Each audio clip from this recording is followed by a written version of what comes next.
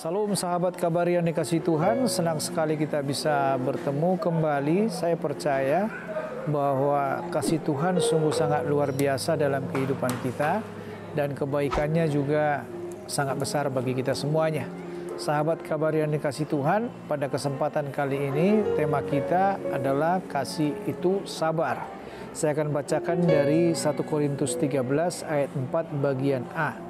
Kasih itu sabar. Ayat ini dalam teks Yunaninya memakai kata agape makrotumei. Sahabat kabari, kata kasih dia memakai kata agape.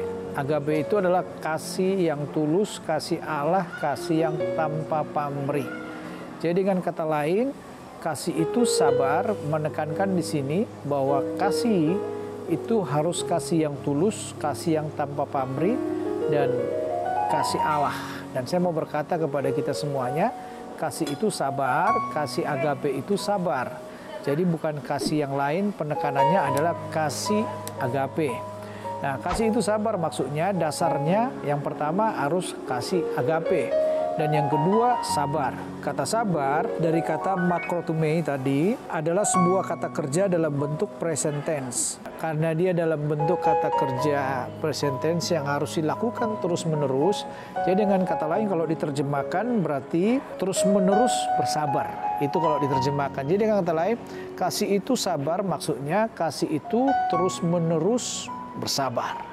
Jadi sahabat kabar yang dikasihi Tuhan, di sini harus kita pahami bersama untuk kita bisa memiliki kasih itu sabar. Dasarnya yang pertama tadi adalah agape, dan yang kedua dari pengertian sabar ini harus terus-menerus dilakukan.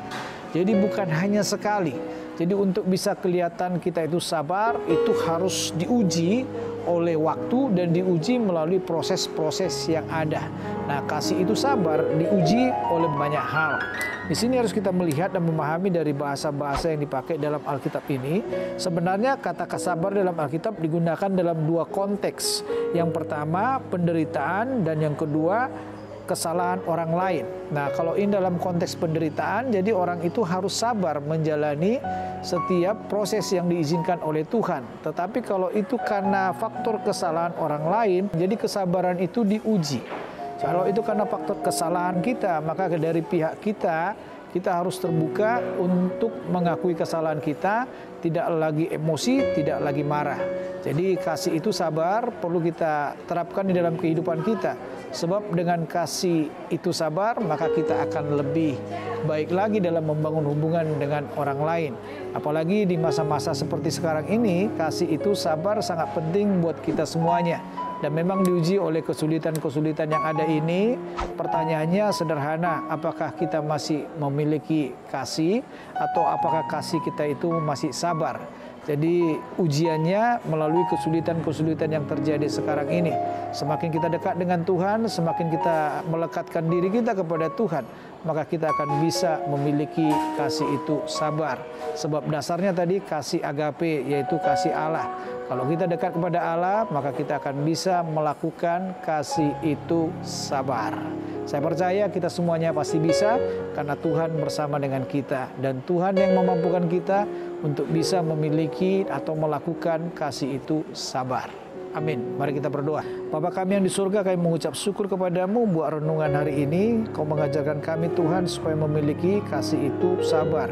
Kami mau Tuhan di dalam masa-masa sulit ini, dalam proses yang Tuhan izinkan, Engkau membentuk kami Tuhan supaya hidup kami ini memiliki kasih itu sabar. Kami ingin memiliki Tuhan kasih yang daripadamu Tuhan, yaitu kasih agape, dan kami juga mau bersabar Tuhan dalam menghadapi proses-proses yang Tuhan izinkan terjadi dalam kehidupan kami. Tetap Tuhan sertai kami, tetap Tuhan berikan kemampuan dalam hidup kami. Dalam nama Yesus, haleluya, amin.